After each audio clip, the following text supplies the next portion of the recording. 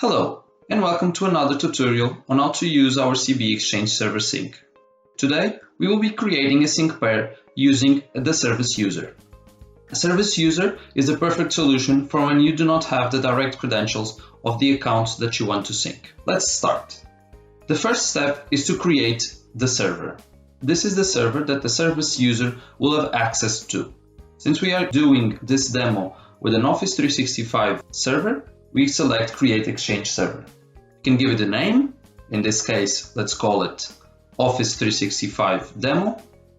And then we need to sign in with the service user. In the case that the pop-up does not show, you can also click in the button.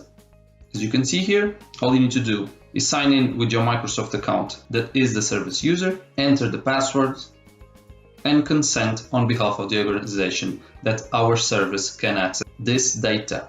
And there you go.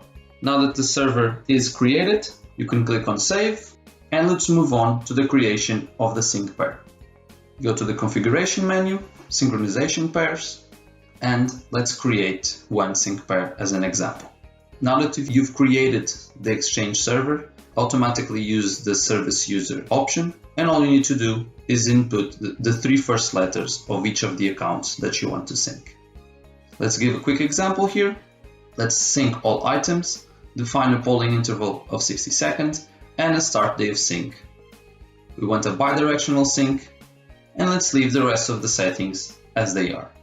After you've saved the sync pair, it will take some seconds to create it, and once it's created, all you need to do is start the synchronization. To finish up, let's see a quick example of how this works. We have the two calendars here, and let's create a test meeting in one of the calendars. Our server syncs all the details of the meeting. Let's give it the orange category, and let's say that its status it's supposed to show as away.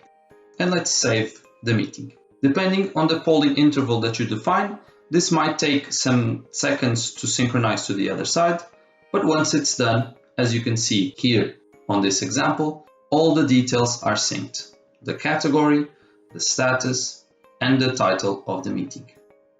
Thank you for watching this video, and feel free to reach out to us if you still have any questions. Have a nice day.